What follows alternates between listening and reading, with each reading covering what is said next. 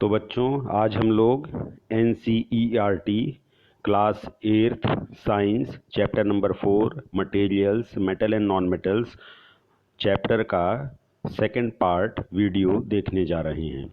तो first part में हम लोगों ने मेटल एंड नॉन मेटल्स की फिजिकल प्रॉपर्टीज़ के बारे में चर्चा की थी। तो आज हम लोग जो है मेटल एंड नॉन मेटल्स की केमिकल प्रॉपर्टीज़ के बारे में चर्चा करेंगे। ठीक है, तो चलिए आगे बढ़ते हैं। सबसे पहला जो है मेटल्स की केमिकल प्रॉपर्टी के बारे में हम लोग पढ़ेंगे। मेटल्स की जो पहली जनरल प्रॉपर्टी क्लास 8th में दी गई है वह यह है कि जब भी मेटल ऑक्सीजन के साथ रिएक्शन करेगा तो मेटल ऑक्साइड बनाएगा। ठीक है, तो किसी भी सब्सटेंस का अगर रिएक्शन हो रहा है, अगर वो जल रहा है या ऑक्सीजन के संपर्क में है या वायुमंडल में खुला रखा हुआ है, तो आपको ये ध्यान देना है कि वो मेटल है या नहीं। अगर वह मेटल है तो वो ऑक्सीजन के साथ रिएक्शन करेगा और मेटल ऑक्साइड बनाएगा। अब इसका सबसे पहला एग्जाम्पल हम लोग लेंगे मैग्नीशियम। ठीक है, तो मैग्नीशियम क्या है? मेटल है। बच्चों देखिए, मैं फिर से आपको कहूँगा कि अपने घर में पीरियोडिक टेबल का चार्ट जरूर लगा लें। ठीक है, पीरियोडिक टेबल का आप चार्ट लगाए रहेंगे, आप उसको देखते रहेंगे तो आपको ये सहज ही समझ में आ जाएगा कि कौन सा एलिमेंट मेटल है, कौन सा नॉन मेटल है। तो मैग्नीशियम जो है पीरियोडिक टेबल में लेफ्ट हैंड साइड में है। अगर कोई एलिमेंट लेफ्ट हैंड साइड में है तब तो उसमें कोई डाउट ही नहीं है कि वो मेटल है। ठीक है, तो मैग्नीशियम जो है ये लेफ्ट हैंड साइड में है, इसलिए 101% ये मेटल ही है। तो मैग्नीशियम जब ऑक्सीजन के साथ रिएक्शन करेगा तो मैग्नीशियम ऑक्साइड बनाएगा। अब यहाँ आप लोगों को एक चीज़ और ये ध्यान देनी है कि जैसे कैपिटल M, स्मॉल g और कैपिटल O ये इस तरीके से लिखा हुआ है, तो आपको भी ऐसे ही परीक्षा में लिखना है। पीरियोडिक टेबल अगर आप घर में लगाए होंगे तो मैग्नीशियम वहाँ आप देखेंगे तो मैग्नीशियम भी कैपिटल M और स्मॉल g के रूप में लिखा होगा। कभी आपको डाउट होता है, नहीं याद आ रहा है कि MgO क्या होता है, तो आप जो है गूगल में भी टाइप कर सकते हैं capital M small g capital O, तो वो मैग्नीशियम ऑक्साइड नाम दे देगा। ठीक है, तो पढ़ने का तरीका ये डेवलप कीजिए आप लोग। तो मैग्नीशियम जब ऑक्सीजन के साथ रिएक्शन करेगा तो मैग्नीशियम ऑक्साइड बनाएगा। ठीक उसी प्रकार से कॉपर जो है, कॉपर ये भी एक मेटल है। जब ये ऑक्सीजन के साथ रिएक्शन करेगा तो ये कॉपर ऑक्साइड बनाएगा। अब देखिए यहाँ जो है, मैं एक चीज़ आपको बता देना चाहूँगा कि कुछ मेटल्स जो हैं ऑक्सीजन के साथ तुरंत रिएक्शन करते हैं, कुछ बहुत धीरे धीरे करते हैं और कुछ करते ही नहीं हैं। तो ये तीनों की वैरायटी जो है हम लोग डिस्प्लेसमेंट रिएक्शन पढ़ने के दौरान देखेंगे। अब तीसरा एग्जाम्पल है एल्यूमिनियम। एल्यूमिनियम के तो आप देखे होंगे बर्तन या कई तरीके के जो है ऑब्जेक्ट्स आते हैं। तो ये एल्यूमिनियम जो है ये भी ऑक्सीजन के साथ रिएक्शन करेगा और एल्यूमिनियम ऑक्साइड बनाएगा। अब यहाँ एक चीज़ ध्यान देने वाली बात ये है कि एल्यूमिनियम ऑक्साइड Al2O3, ये जो एल्यूमिनियम ऑक्साइड है ये मेटल नहीं है। ठीक है, ये मेटल ऑक्साइड है और मेटल ऑक्साइड के गुण मेटल से अलग होते हैं। मेटल्स जो है मेलिएबल है, डक्टाइल है, गुड कंडक्टर ऑफ हीट है, गुड कंडक्टर ऑफ इलेक्ट्रिसिटी है, हार्ड है, लेकिन जरूरी नहीं कि उसका मेटल ऑक्साइड में भी ये सारे गुण हो। ये हमेशा ध्यान रखेंगे।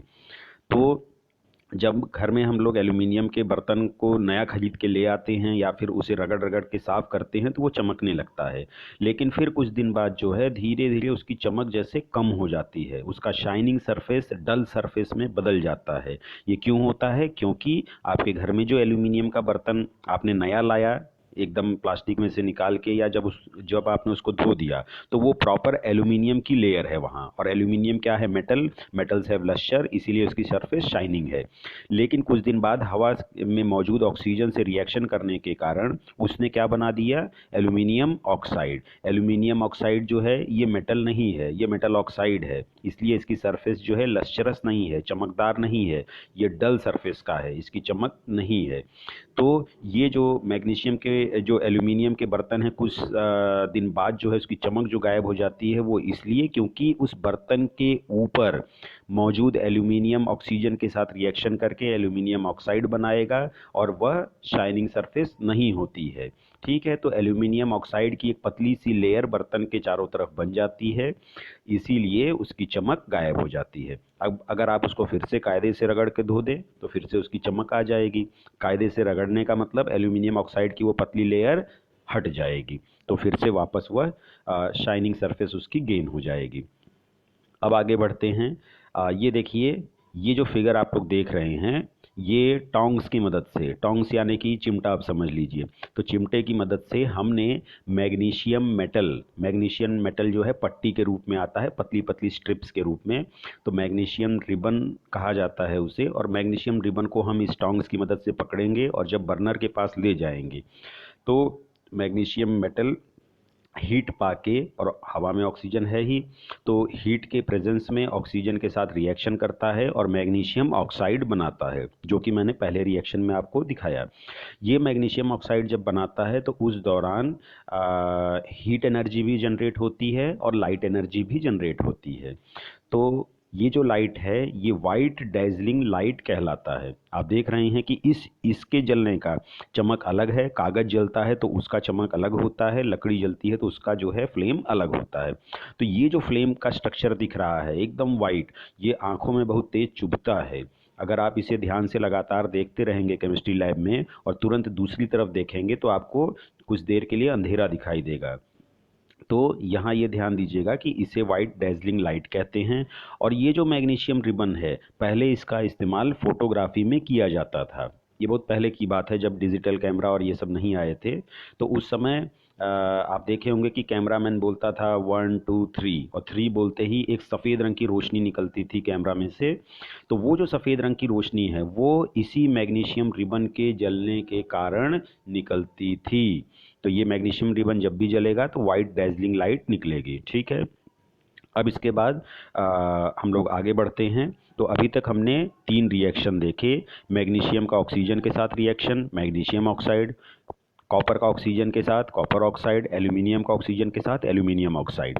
अब आगे बढ़ने के पहले एक चीज़ और इसमें हम लोग पढ़ लेते हैं कि ये जो मेटल ऑक्साइड्स बने हैं ये बेसिक नेचर के होते हैं। ठीक है, ये आपको हमेशा याद रखना है कि metal oxides are basic in nature. Metal oxides are basic in nature. या बेसिक इन नेचर का क्या मतलब हुआ? तो हमें मालूम है कि कोई भी सब्सटेंस होगा उसका 3 नेचर हो सकता है, 3 तरीके में से कोई एक, एसिडिक, बेसिक या न्यूट्रल। एसिड, बेस और सॉल्ट के बारे में क्लास 7th में हम लोग पढ़ के आए हैं, और वहाँ हमने आपको बताया था कि बेस क्या होता है, कि ऐसा पदार्थ, ऐसा सब्सटेंस जो रेड लिटमस को ब्लू में बदल दे। ठीक है, तो B for base, B for blue.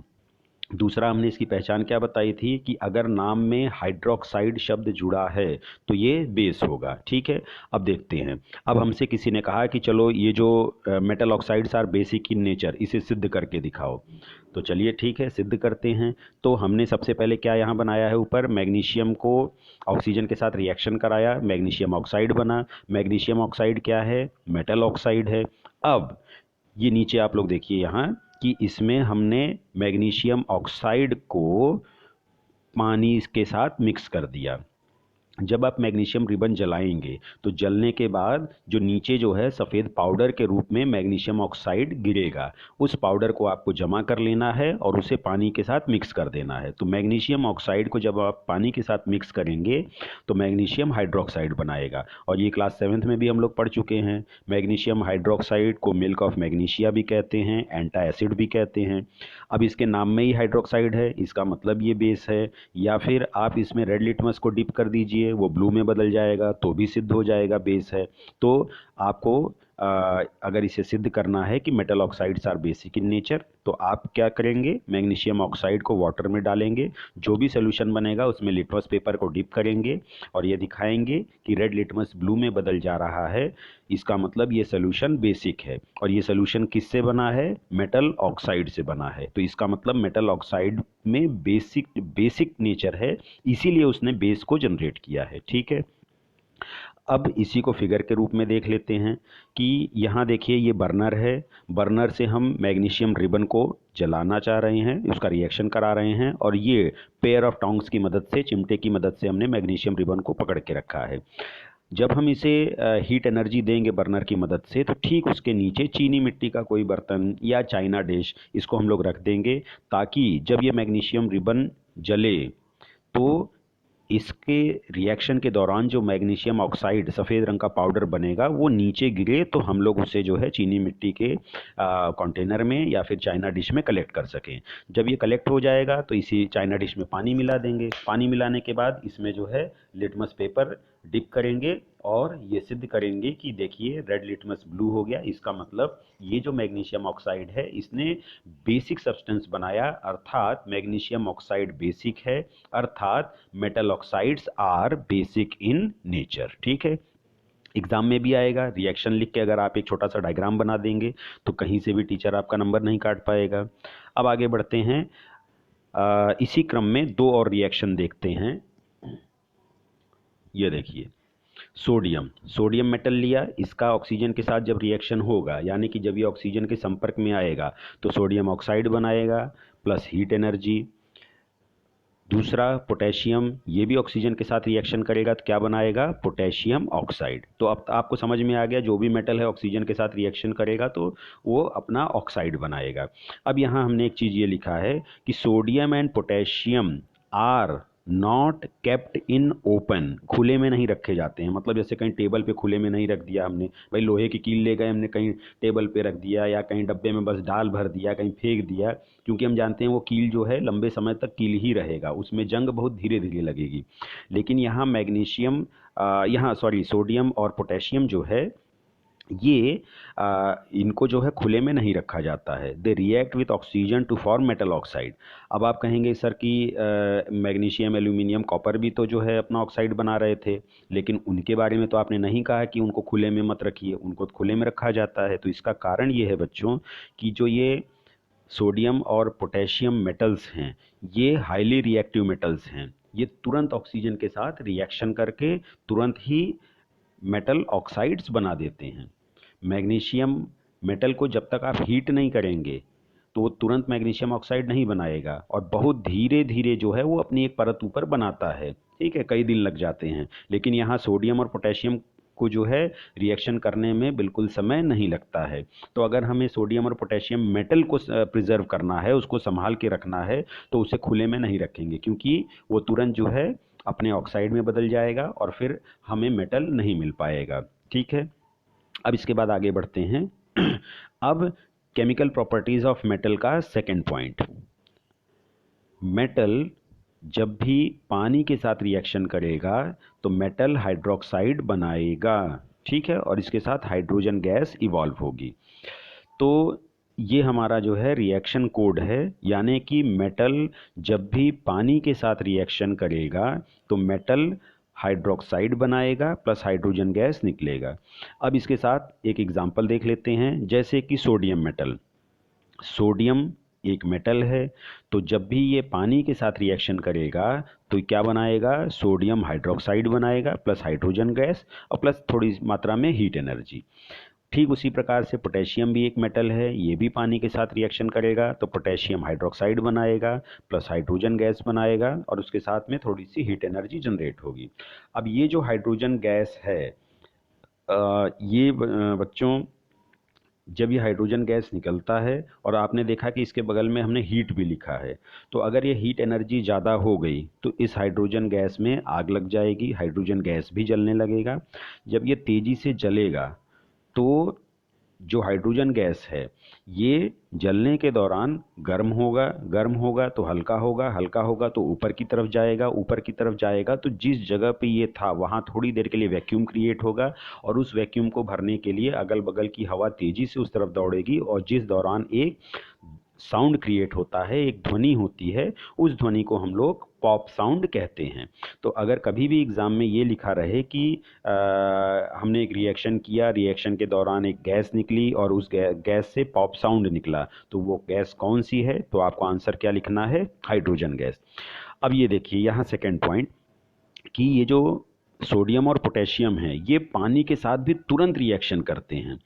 तो तुरंत रिएक्शन करते हैं, इसका मतलब सोडियम और पोटेशियम को पानी से भी दूर रखना है। और अभी हमने पीछे देखा कि ये ऑक्सीजन के साथ भी तुरंत रिएक्शन करते हैं, यानी कि ऑक्सीजन से भी दूर रखना है। तो अब हमें करना क्या है कि सोडियम, अब इसका समाधान क्या ढूंढना है। इसके पहले हम एक चीज़ आपको ये बता दें कि आपकी बुक में ये फिगर दिया गया है कि देखिए ये एक शीशे का ग्लास है, बीकर है, इसमें पानी है, और जैसे ही आपने इसमें सोडियम मेटल डाला, ये तुरंत रिएक्शन किया। रिएक्शन के दौरान सोडियम हाइड्रोक्साइड बना, हाइड्रोजन गैस बना और हीट एनर्जी निकली। इस हीट एनर्जी के कारण हाइड्रोजन गैस में आग लगी, और ये देखिए एकदम ब्राइट लाइट, यानी कि ये यहाँ ये जल रहा है। ठीक है, तो इसीलिए इसको जो है पानी से दूर रखना है। अब यहाँ जो फिर क्वेश्चन हमारा आया है कि सोडियम और पोटेशियम का फिर क्या किया जाए। तो सोडियम और पोटेशियम को इसीलिए हम लोग ऑयल में रखते हैं, तेल में रखते हैं। और सस्ता तेल कौन सा है? Kerosene oil. तो हम लोग सोडियम और पोटेशियम को केरोसिन ऑयल में रखते हैं, क्योंकि जो तेल है, तेल में पानी होता नहीं है, तो सोडियम पोटेशियम पानी के साथ रिएक्शन नहीं कर पाएंगे। तेल के अंदर मौजूद हैं तो वहाँ ऑक्सीजन भी नहीं है, तो वो ऑक्सीजन के साथ भी रिएक्शन नहीं कर पाएंगे। इस प्रकार से केमिस्ट्री लैब में हम लोग सोडियम और पोटेशियम मेटल को रखते हैं।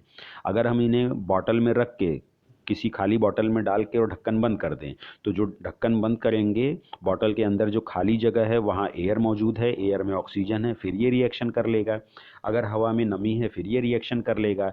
इसीलिए सोडियम और पोटेशियम को हमेशा जो है केरोसिन ऑयल में रखा जाता है। आप पेट्रोल, केरोसिन, डीजल किसी में भी रख सकते हैं, लेकिन जनरली केरोसिन सस्ता है तो हम लोग कह देते हैं केरोसिन ऑयल में रखा जाता है। तो एग्ज़ाम में ये क्वेश्चन अक्सर आता है, तो आप इसका आंसर लिखेंगे कि सोडियम और पोटेशियम ये रिएक्टिव मेटल्स हैं, ये तुरंत ऑक्सीजन और वाटर के साथ रिएक्शन करते हैं, इसीलिए इनको जो है मिट्टी के तेल में रखा जाता है। ठीक है बच्चों, तो इसके इस वीडियो के नेक्स्ट पार्ट में हम लोग यहीं से शुरू करेंगे कोरोजन। तो कोरोजन में हम लोग देखेंगे कि मेटल्स का ऑक्सीजन और हाइड्रोजन दोनों के साथ एक साथ रिएक्शन करने पे क्या होता है। ठीक है, ऑक्सीजन और वाटर, और इसमें आगे हम लोग देखेंगे कि अगर कार्बन डाइऑक्साइड भी है तब क्या होगा। ठीक है बच्चों, तो हम लोग नेक्स्ट वीडियो में इसके आगे की चर्चा करेंगे।